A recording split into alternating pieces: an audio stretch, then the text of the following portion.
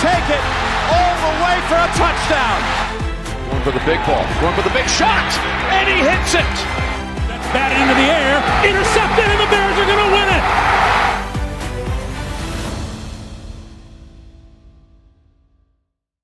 It's a typical Chicago Monday so far. You know, the weekend was crazy when it was 80 degrees on St. Patty's Day. Then it was snowy on Sunday. And then all of a sudden it's kind of like 24 degrees on Monday morning, but then shoots up to about 55 degrees.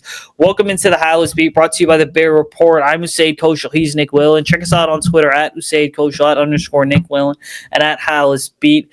Nick, I don't know about you, but the Bears aren't done adding to the roster, right? Like, they brought in Rondale Moore and Mecole Hardman on Monday afternoon to visits at Halas Hall. They introduced Zacchaeus today. I'm not even going to attempt to say his first name because I'm just going to butcher it that badly. All of a sudden, there is so much buzz around what this team is going to continue to do on top of what they've already done. I mean, where do we possibly go from here is the question. Yeah. I think up is the way that we go. But first off, man, a couple things before we get started. I mean, today is St. Patty's Day, right? If we're being fair, right? Because they celebrate on the weekend, but Whalen is Irish. Okay, so I got to get a little shout out to Irish. And then also, if you're watching on YouTube, y'all, and you see this giraffe in the corner, I had to put it up there. A couple reasons. One is if I had it on the ground, my dogs would destroy it. And two, my birthday is on the 20th. It was a birthday gift from my sister. My family listens to the pod, so they'll enjoy this, me telling the story. When I was a kid, my mom had this, like, I don't know what you would call it, ceramic or maybe not. Some it wasn't like plastic, wasn't like it wasn't like that, it wasn't plush, it wasn't glass, some type of giraffe, right? And we had like a green carpeting, and I like to have fun. So I would pick it up, and it's like 3 foot tall. I would like move it throughout the house. Just like I would move it and then like go do something for an hour. Mom's like, "What is this doing here?" I'm like, "It's grazing, like having fun."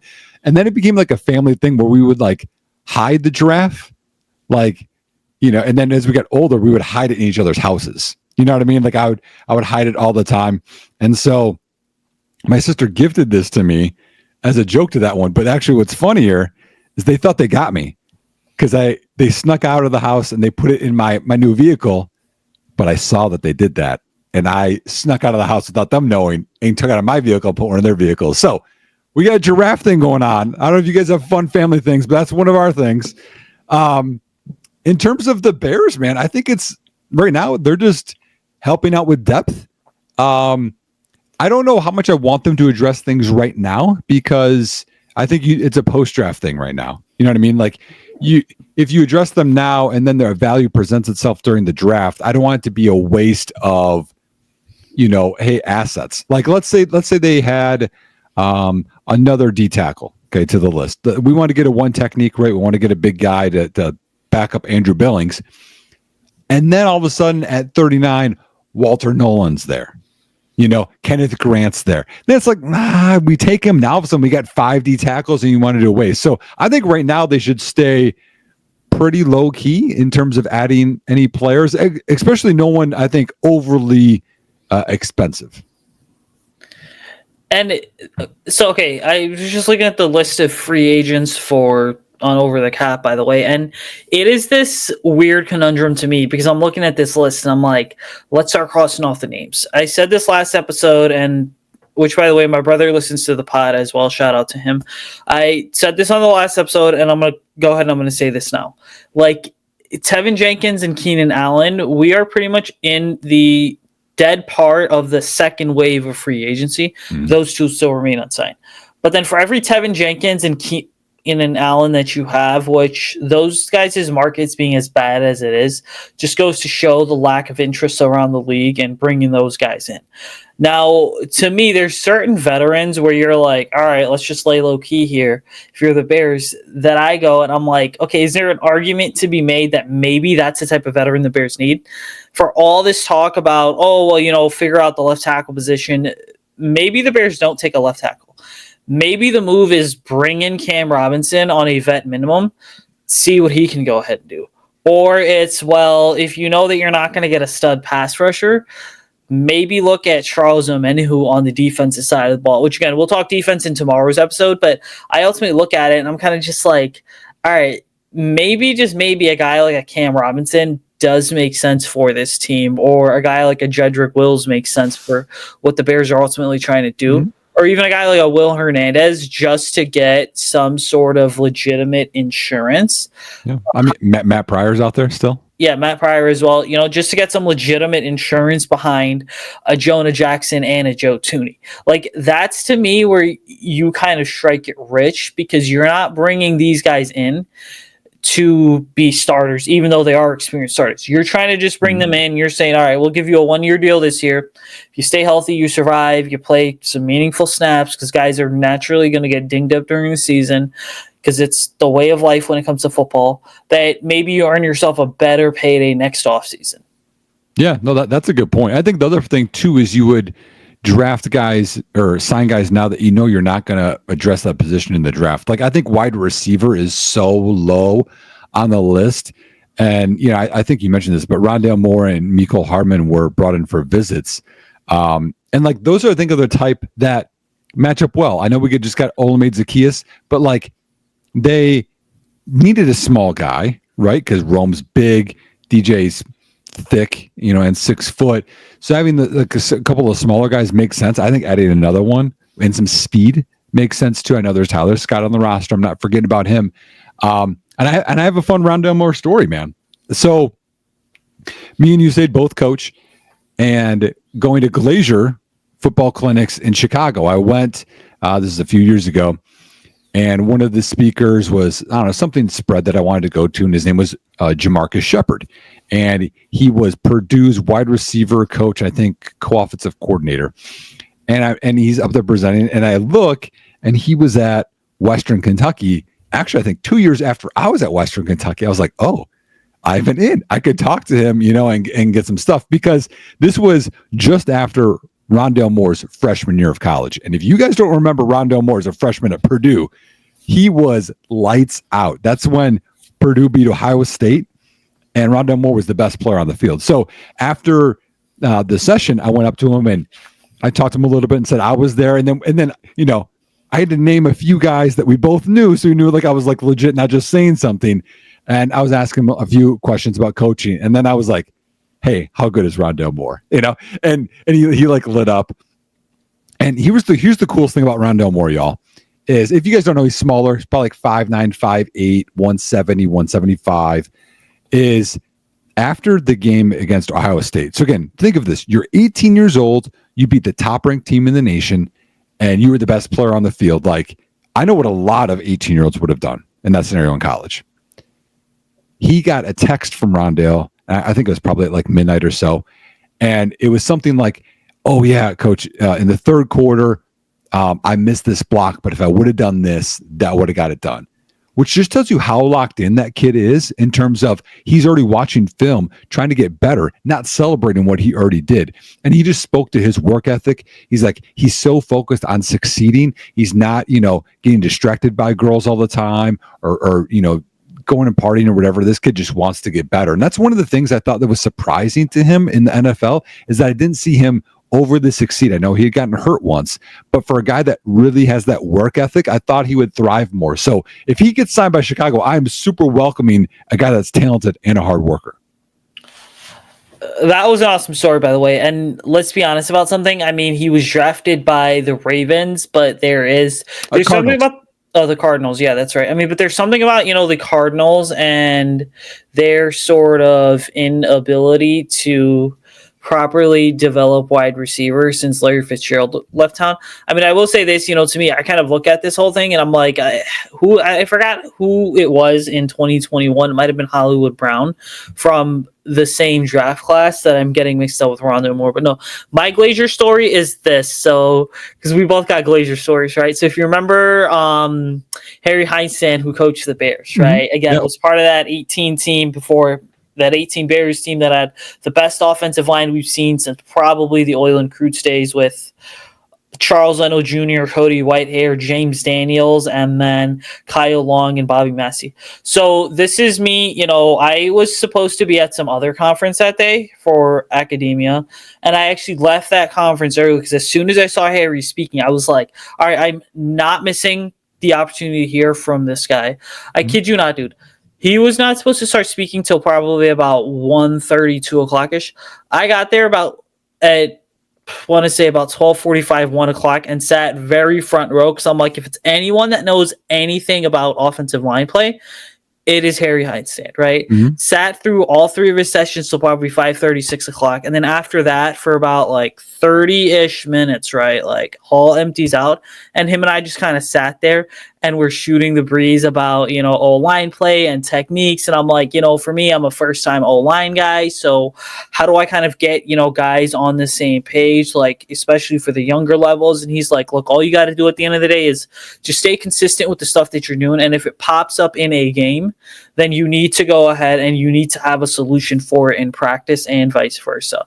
One of the Raiola brothers, who's now over at Nebraska, was there as well. Like, I kid you not, that 30 minutes I got with Harry, probably the best time that I ever had in terms of just talking to another like NFL coach regarding football, because he used Oil and Krutz as examples. And I look back at it and I'm like, holy crap. I mean, Oil and Krutz was a lot better as a person and as a teammate than we probably give him credit for. Mm-hmm. Yeah. In some ways, Olin reminds me of Drew Dahlman, like a smaller size guy. I remember when they drafted him out of Hawaii, I was super pumped.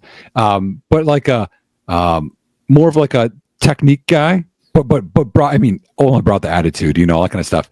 But he wasn't the power guy. He was the athletic guy. He was there, good technique, and he just waited for Ruben Brown and some of those other guys to do the power. Then he just did all the other stuff, which makes me excited. So we're going to be talking about offensive needs here, and I think O-line's an interesting one to talk through. So I think we've talked through on past episodes where, at least personally me, I think this is a rough class to try and upgrade at left tackle. Right tackle, I think we're confident with Darnell Wright.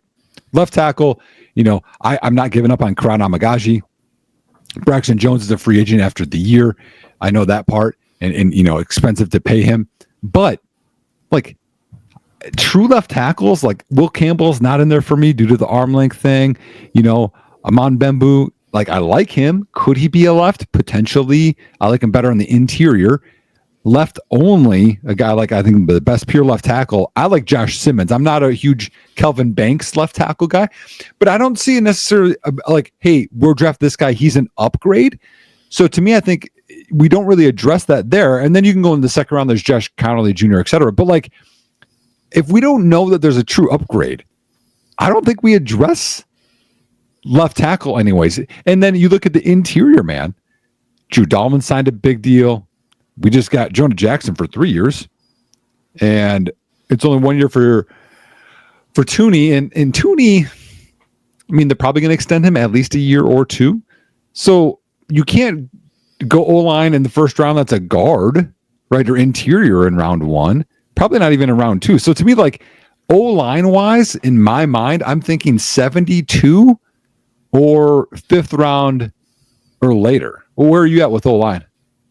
I go back and forth on it because, like you mentioned, Josh Simmons, and guess what? The Bears did interview Justin Fry, the Ohio State O-line coach, and I got this was before the draft and all. I'm sorry, before the combine and all that, and before draft season kind of really kicking off here.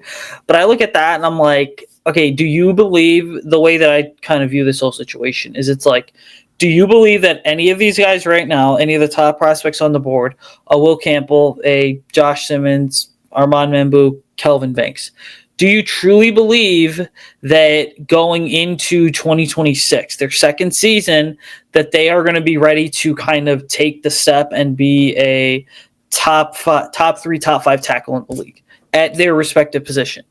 And I go back at it and I'm like, okay, if you believe yes, then I see no reason to not pull the trigger.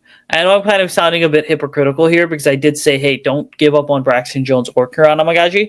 But then the other part of me is just like, hey, if you don't really believe that they are ready to be a basically all-pro tackle by the end of their second season, then you probably would be wise to kind of steer away from them and use that to address running back or tight end, because let's call it how it is. Like some of these positions like running back and tight end, you could argue in a sense are kind of top heavy, right? Like I was doing a couple of scouting reports for tight end on the website, and it's like Colson Loveland from Michigan is 6'5", 6'6", drawing comparisons to Sam Laporta. Tyler Warren from Penn State's like 6'5", 6'6" as well.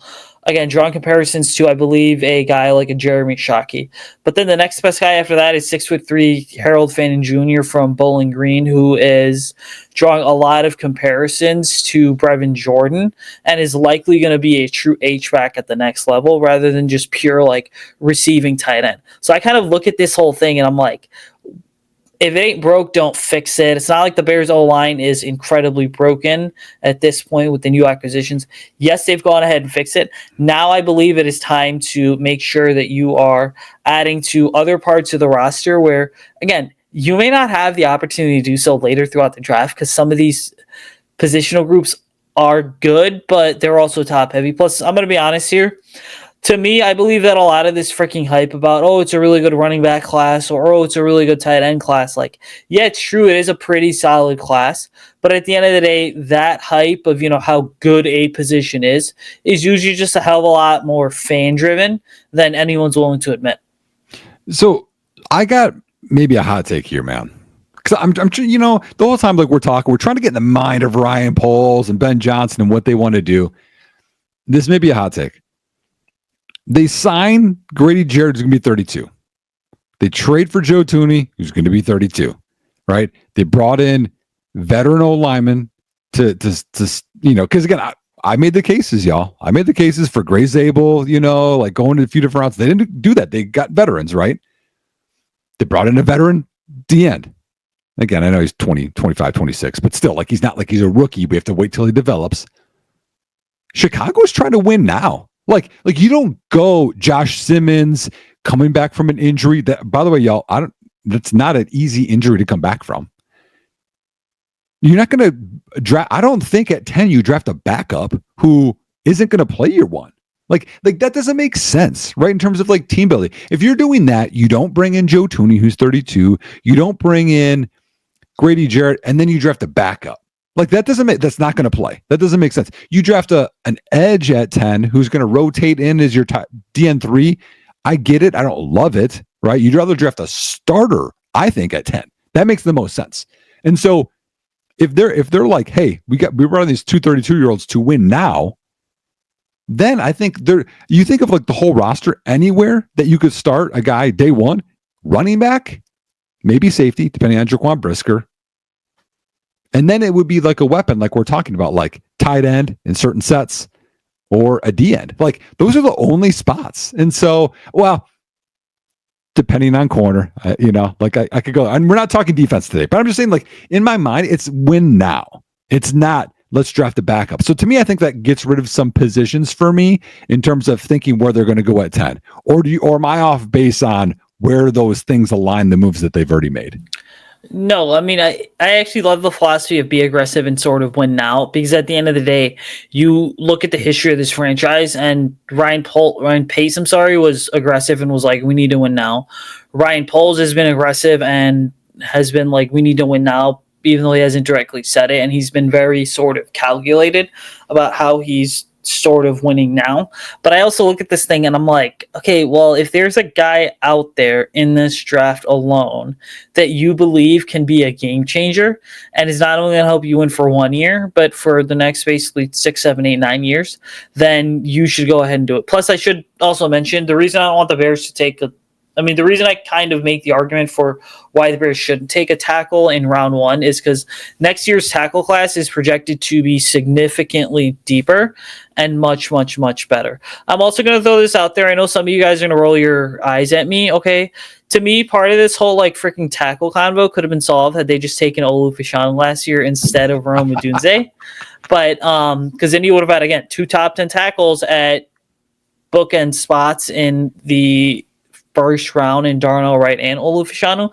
But again, you can't really go wrong with Rome Odunze either, right? So that's the take that people are not going to want to hear, but is correct, but some people may not consider correct. Okay, but to me, this starts to shift the conversation, dude, because is this the hardest sort of top 10 pick to have to project simply because the draft is so thin at the top, the meat is there in the middle. You start to wonder, okay, are the Bears really going to get that sort of, value at that number 10 overall pick? I mean, running back we know is polarizing just a bit. Maybe do the Bears consider trading out of 10 to go ahead and get some extra draft capital to be able to get more sort of meat in this draft class in terms of like quality of the players over quantity, but making sure that quality matches the value of whatever this draft class presents. Yeah. Like to me that makes sense, because if you can't get the starter at 10, because like offensively, we said running back, like tight end 2, maybe some backup O lineman, maybe like a wide receiver 4. Like it's tough just offensively. And so if you got backups, then you'd want to move down and like, hey, yeah, we got 2nd round picks and 3rd round picks and 4th round picks, and those are backups. So I've got one spot, because the other part, y'all, we always say this, right? And I am team, like, you guys can stamp this. You guys can, pull the receipts. This is it right here. I am team trade down almost every time. Okay. I love picks. Picks are more chances at players, more chances, more, draft capital to move forward. It's because once you make the pick, it's different, but you can always trade, and get a better round next year, all that kind of stuff. I'm always trading down, but you have to find somebody that wants to trade up. That's the tough part. You're not always going to find that. And especially, this draft class, it looks like Ted McMillan running a decent pro day 40 times a day helps him go in the top 10. So I might kick, Ashton Genty back. But I've got one team that I really think wants to trade up. Honestly, man, like, they don't make a whole lot of sense right now with what they're doing. It's the Houston Texans. Houston trades away their left tackle. From what I've heard, he's not Laremy Tunsil, not a great leader. It saves some money for them too. I heard they had to have a meeting with him apparently to try to get him to practice in meetings at some point last year. That was just one thing I had heard on the rumor mill. But left tackle, they have a hole. They got rid of a guard as well. The O-line was already bad. They're all the way down to 25. That's a long way to go. So, but they need O-line help. So if they came up and got Josh Simmons, let's say Will Campbell's there. The Bears take him as a backup. That doesn't make a lot of sense to me. Left tackle, some people believe, maybe not. They trade all the way up to there. I mean, going from 25 to 10, man, I mean, you got to think that's at least a 2, a 3, and a future 2. That's probably at a minimum. You might be able to get more than that. That might be, a 2, 3,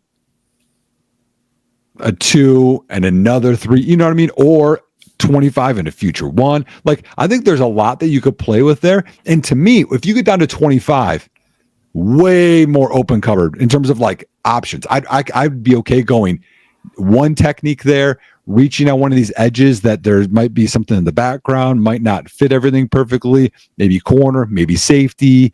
Like, I think that you have more options at 25 than at 10. I love the idea. Now, to me, okay, so first off, I look at this and I'm like, it does take 2 to tango here to figure this out. But really, forget the 9 teams that are picking above the Bears, right? Look at San Francisco 11, Dallas 12, Miami 13, Indy's 14, Atlanta's 15, Arizona's 16, Cincy 17, and Seattle is 18. Okay, now the only way I see the Bears sort of striking a deal with Cincinnati is if Trey Hendrickson moves off the market in some way. The Bears swap 10 for 17. Then I sort of look at it and I'm like, you kind of just shook up the entire first round right there, at least that middle half of the first round. But a lot of times we see when teams trade up, it's so interesting because teams are not going to trade up to that slot because it is a top 10 pick. No, teams are going to trade up to it because of the belief that they have a chance at landing a specific player. So that's why when I hear people on Twitter project this thing of like, oh, the Bears should trade out of 10 to 18, 19, 20, and they're going to get like whatever, 2 first round picks in return. I'm like, kind of worthless, because if you look at a lot of the trades, I know you can do a better job of diving into the analytics than I can. If you start to look at a lot of these trades that are kind of taking place over the last couple of years, as soon as you get out of that like 8, 9, 10, 11 spot and you're sort of like in that range, like when you're in that 8 to like 11, 12 spot, some of those trades are going for second and third round picks. Now, obviously, part of it depends on, where you're jumping up from the board. But if you're a team like San Francisco at 11, you want to trade up one spot, which the last time the Bears and 49ers had a draft day trade that involved one spot, I don't think I need to remind people what happened. But San Francisco is a very real possibility because they are retooling, they are rebuilding. So 50% of me is like, they're going to want to keep all the picks that they have. The other 50% of me is just like, hey, they have 43, 75, 100, 113, and 138.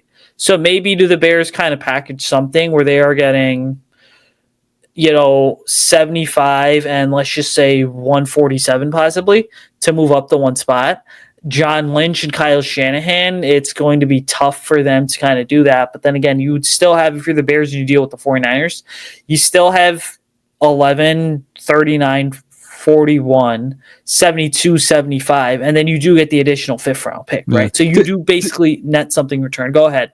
Yeah, to me, that's too expensive. Like, if you look back to when the Bears got Darnell Wright and they switched with Philly for Jalen Carter, which Jalen Carter was, like, again, questionable. People had some character stuff, but like, was the top asset. So people would be moving up. All they did was flip a future 4th. So to me, I think trying to include a 3rd in a weak class would be tough. You have to find the player, like, if it is, Tyler Warren, or if it's Genty. I mean, that would probably make Bears fans the most unhinged. Genty's there at 10. Like last year, I thought that was going to happen with Rome. I wanted Rome so bad. You wanted Fashanu, but like the Bears would trade out and not take him out. Like, oh my gosh. So if Genty's there at 10, and let's say some team comes knocking, let's say it's Denver at 20. Denver needs it back bad. They just like Chicago, right? Pair up with their young quarterback, take pressure off. They offer you 20, a 2nd, and a 3rd or something. Now, do you move down 10 spots and not take Genty, right? Which people are gonna be like, that's crazy. Well, now with that 2 and a 3, you have a better chance to get, Quinshon Judkins in round 2, but then you can get, hey, we can get a tight end in the 3rd round that we couldn't get originally. And at 20, we can get, an edge, whatever. But like, it just changes the whole formula, But I think you have to have that player there, because if the top goes the way that we think it goes, the Bears might not be able to get Genty, a bunch of the offensive linemen, the quarterbacks are gone, Travis Hunter's gone, Abdul Carter's gone, Mason Graham's gone. We might be like, oh boy, who are we going to take? Full disclosure, by the way, for last year's draft. Okay, so we did a bit of a roundtable predictions thing on Bear Report. I said I was be cool with Fashanu. I said this on the Picks for Polls podcast last year. I said I'd be cool with Udunze or Fashanu. You can't go wrong either way. When it came to the draft article that we did on Bear Report, everyone had picked Fashanu or Rome Odunze. I was the only one that had Jared Verse, and look what happened. In 2023, I said that the Bears were going to take Darnell Wright. About 2 to 3 weeks before the draft actually happened, they did. 22 didn't have a first-round pick. 2021, I was on someone's podcast. I said Trey Lance was going to go to the 49ers. And then 4 days before the draft, I said the stars are aligning for the Bears to draft Justin Fields. Wow. And look at what happened. Crystal ball, man. when I sit there and I talk about like, hey, I am plugged into like what the hell is going on. Like, I'm not just saying it to say it, even though I'm not like a big source guy on Twitter and stuff. You say what are the lotto numbers this weekend, man? Come on. The lotto numbers will be out. whatever the winning ticket's going to be this weekend. But okay, so back to the trade down discussion. You know, one team that has been linked to the Cowboy. I'm sorry, to Ashton Genty. I just gave it away. It's the Dallas Cowboys. Yeah. Like, they're a team that's sitting there at 12. They've got Brian Schottenheimer, a new head coach. They need some sort of shot in the arm. And to me, that shot in the arm, it seems to be Ashton Genty. Now, Dallas is interesting because they're picking at 12. And they've got 44, 76. And they've got 149, 170, 171, and 174. And they've got 188, 211, 247. So I kind of look at Dallas here, and I'm like, let's just say you swap the 10th pick and the 12th overall pick. They want to move up because they are desperate to get Ashton Genty. Do you maybe move back the 2 spots and say, all right, well, give us one of your 4th round picks. I'm sorry, one of your 5th round picks in return. And maybe it is the highest of the high 5th round picks. So now what you're doing is you're getting 12 and 149 for the 10th overall pick. Like, that to me is a deal that some people are going to be like, no, we don't want to do it, but it kind of matches up in value. And then the other team I will say that I believe is in massive desperation mode this year, the Miami Dolphins. They just let Raheem Mostert hit free agency. Obviously, they signed a running back in free agency a couple days ago, but Miami's sitting there picking at 13. They have 48, 98, 116, 135, then 150 and 155. Now, if you're Miami, do you go ahead and say, all right, well, we're desperate. We're going to go ahead. We're going to trade up for a player. Teron Armstead's getting older, right? Maybe, just maybe, we need a lot of extra help. Well, we'll give you the 13th pick and let's just say 135 or 150 in exchange for the 10th overall pick. I mean, again, you still net your extra day 3 pick, and then you're not moving crazy down the board. Right. And in your cases, like, I think that if Genty's there, you'll get more from Dallas. But like, if Genty's gone, like you're saying, like, it might not be as much as people think. I remember when Detroit traded up with Minnesota to get Jameson Williams in the, the charts, everyone goes the value charts and stuff. That's just a guide, because like every year, every draft is different. And so some aren't going to be as strong. And they say, y'all, in this draft, once you get past pick probably 14, anywhere between 15 and 45, like, there's a huge group of guys that anybody can go. Like, it's going to be a big shuffle. That's why people are like, well, they're for sure first round pick. I'm like, from what I've heard, there could be a huge group of guys that could go. And so you might get a 4th when normally you would get a 3rd, like you're saying, in terms of trade down, or a 5th. So I think that's, the Bears have to figure out whether they're going to move back a little, like you're saying, or they're going to move back a lot. But I don't know if those guys are gone, like the big guys that you're gunning for are gone. Moving back a lot might not literally be as much or gain as much as people think. But if their strategy is, we're going to want to really insulate this team with a lot of high quality backups, that might be the move. And backups, quite frankly, is what this team needs. But my whole thing is, it's like, I don't care where you pick. Your first 3 picks, especially because you're in the top 50, should not necessarily be backups in any way, right? Like, and again, the tough part about projecting this whole thing, which we know we're well over the 30-minute mark, but it's fine. I mean, you guys get us twice a week, so we're going to go way over the 30-minute mark today. But the tough part about this whole thing to me is that when it comes to like backups, well, what backups at what position are, and what starters at what position? Because you kind of paid, your free agency move showed that any of these offensive linemen that you draft are probably not going to start unless you go with a left tackle at 10th overall, which we've said there's positive and negatives about that. Shifting the attention here to a position like a wide receiver, for example. I mean, like I said, I don't believe the Bears are done adding to the wide receiver room, but I also don't see a scenario where they say, hey, so we're going to spend 39 or 41 on a wide receiver because we need to upgrade the passing attack. Now, tight end is a position that I could see the Bears adding to with Loveland or Warren or even Harold Fanning Jr. But then the other half of me, or Mitch Evans from Notre Dame, which, again, we'll talk about later when I get his scouting report up. Do you like Mason Taylor, LSU? I like him.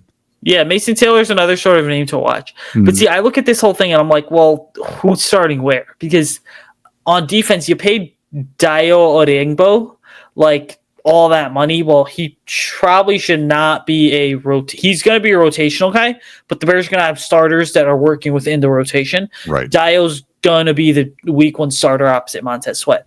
If there is a D tackle there, then by all means you go after him at 10th overall. But then getting into like the 2 second-round picks here, I kind of look at it and I'm like, those guys should be starters no matter what. And maybe that's a situation where one of these linebackers enters a convo, or one of these safeties enters a convo, or the Bears feel confident enough that there's a tight end there that, and again, we'll talk defense tomorrow, but maybe it's a situation where it's like the Bears feel confident enough that, hey, we could get a really good tight end too here. This kid has been pushed on the board because there's been a run on some of these other picks. Like, let's go ahead, let's go take him. Yeah, because that's one thing too to think of in terms of is Ben Johnson. Again, typically Ben Johnson's offenses in Detroit, they'll be different in Chicago. So I acknowledge that, but I always thought his offenses in Detroit had more snaps with a tight end 2 in the game than a wide receiver 3 in the game. And so to me, I'm thinking like, okay, that tight end 2 spot, because like Durham Smythe, like I got his stats over here.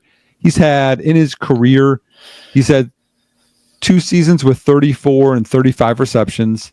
Then it's 26, then it's 15, 9, 7, and 6. Like he hasn't had a ton of receptions. And he runs a 4.81 40-yard dash. So he's like not an athlete, more of a blocking type of guy. Ironically, man, he was the guy drafted with the pick that the Dolphins got for trading Jarvis Landry, which was a great draft pick a long time ago for the Dolphins. But I have one more scenario for you. I don't know how much more you have on this episode, but the last thing I have. So I've looked at the running backs, and we'll talk way more about it, but I'm in a different camp, I think, than some people. Some people, like you're talking about, like love Omarion Hampton or Travion Henderson or Caleb Johnson or Quinshon Judkins. Like I think those guys are good. I think Ashton Jeanty is special in terms of like what, again, everything is that way.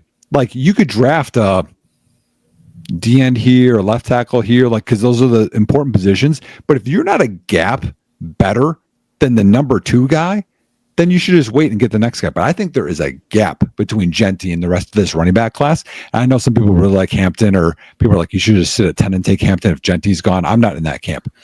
So here's my question to you, Usayd. You sign another receiver. Let's say you bring in Rondale Moore, right? Takes away another need. Maybe you add a couple more of these small signings we talked about. Would you trade up to get Ashton Jeanty in the draft?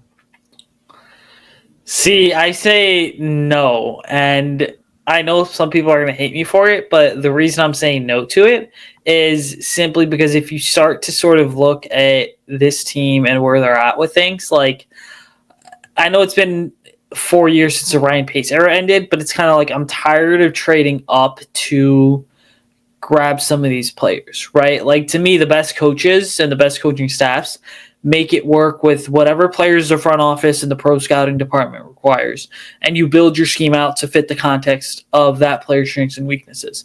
Now, I do agree with you. Ashton Jeanty is going to be a damn good running back at the next level, but I also look at it and I'm like, what's realistically the cost here to trade up? Because if you have to start dipping into that 2026 draft capital, then I am hanging the phone up and I'm not doing it at all. I would much rather, if the Bears can get this done with their 2025 capital, then you go ahead and do it. And maybe it is a situation where the Bears go ahead and get lucky and, they only have to trade up, 1 to 2 spots, right? Let's just say they have to jump up to the New Orleans pick or the Carolina pick or even the Jets pick. Let's just say that's the case there. Then you go ahead and you start to have legitimate conversations, because like New Orleans, the Jets, as well as the Panthers are 3 teams that they need more draft capital to be able to build out whatever it is they're going to build out. That's why And to me, you jump up because you're afraid of Dallas jumping you because they know that you want a running back. So it's like a little more defense. And sorry to interrupt you, but one thing I was looking at is because we know Ryan Pace is Ryan Pace. My goodness, and you said it before. Ryan Poles. We know Ryan Poles has traded down before. Traded down that first draft that he had. If you guys remember, like they didn't have hardly any picks. Traded down a few times, acquired picks. And again, you can correct me if I'm wrong here. I can only remember a couple of times of him moving up in the draft. We know he's traded capital, obviously, for players with Montez Sweat, Chase Claypool, etc. He moved up to get Austin Booker last year. And then I think he moved up a little bit to get Tyreek Stevenson. Was that right? Yeah, it was, because that was the draft class where they were picking at, I think, 61, and then they moved up to 56. It's actually very interesting because I was at, I go to Halas every year for Friday and Saturday of the NFL draft, which, again, tends to be a very, very, very late night, but like on both days. But the reality of it is this, right, is it's like, yeah, you look at it, right? So the Bears were originally picking at 61, and then they swap with Jacksonville to move up to take Tyreek Stevenson. So, the big thing with me here is this, right? Is it's like if push comes to shove and you do have to find yourself in a situation where you're trading up, number one, what's it going to cost? Number two, who are you trading up with? And then number three, the reality of it is this, is are you doing it because you genuinely believe that Ashton Genty or whoever it is you're going to trade up for is going to be a player that allows you to go ahead and be damn good for the next decade? Because to me, part of it is also this, is if you're trading up for Ashton Genty, the conversation of, oh, well, he's a rookie and he's going to have his struggles, blah, blah, blah, sort of goes out the window. I would love to see, and I know this is me having higher expectations than most people, but I would love to go ahead and see, people essentially go ahead and have, I'd love to see Ashton Genty basically be the instant impact player and be the next big thing at running back in the league if the Bears are truly going to trade up for him. Mm.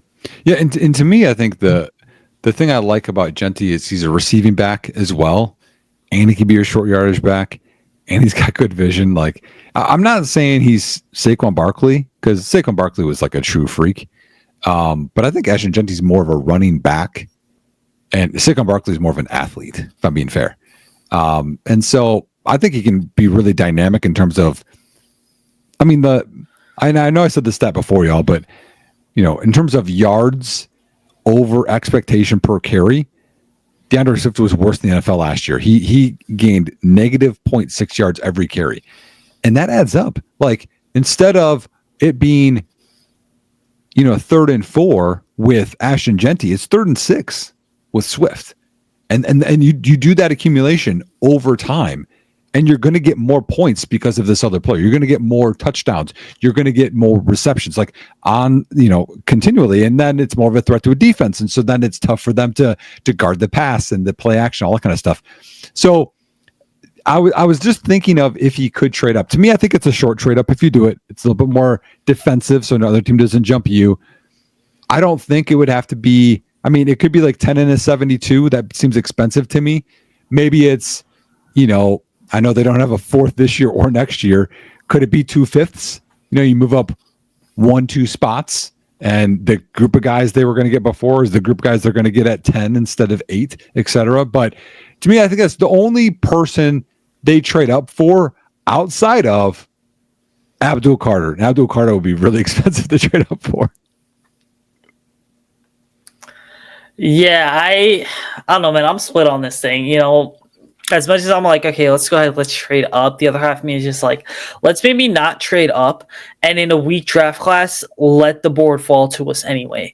Because at the end of the day, to me, the draft is all about finding contributors, especially with those first 3 picks, that are going to help your team win for the next 10 to 15 years. And realistically, you're projecting that all 3 of these guys end up getting probably a 2nd and 3rd contract in Chicago. And so that's why I kind of look at it and I'm like, all right, well, if you're not fully convinced that your coaching staff can turn this guy into an all-pro, then you probably shouldn't be doing it.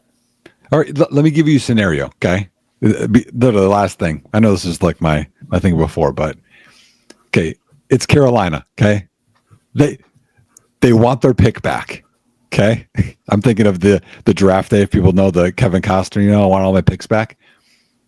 They give you 8 and 57, and you move down from, you give them 10 and 39. So you move down 18 spots in the second round to jump up 2 spots and you get Genty. So you don't lose a second. It's just a later second. I mean, all I will say is this, is you better be damn convinced that Ashton Genty is a really good player if you're going to pull the trigger on that one. But again, like the advantage of, I think, moving down there would also be this, moving to that Carolina pick, is that you basically end up maximizing the value of some of those later day 2 picks that you probably may not have done so, because you'd have a better idea of how the board fell. Yeah. And the other thing I think that would be awesome with that, and this is the part where Bears fans, like, at first they're like, Nick, I hate that idea because I like the early second round picks. I like them too, y'all. But here's the part that you're going to like the most is when it's complete, when it's done, you're going to have that like graphic of Bryce Young 4, and then you're going to have a list of like Caleb Williams, Darnell Wright, DJ Moore, and part of that thing is going to be Ashton Genty. I think that would be pretty sweet. We're like, we did get Genty as part of this deal too. That's, that's like your whole offense basically for Bryce Young. I'm like, that might sway me just because of the trash talk factor, which I know a lot of people on X like to do with Panthers fans. Yeah, so it's going to be interesting and see. Anyways, we're going to get out of this thing. Make sure you're following us on Twitter at Usayd Koshul, @_Nick Will, and at Halas. Check out the Picks for Polls podcast. Check out the Bear Report website, and make sure you are following along with the main Bear Report podcast featuring Zach Pearson as well as Steven Johnson. A bit of a schedule change here this week because Nick and I are both going to be out of town starting Thursday. So you're listening to this one now. It's probably Tuesday morning or afternoon.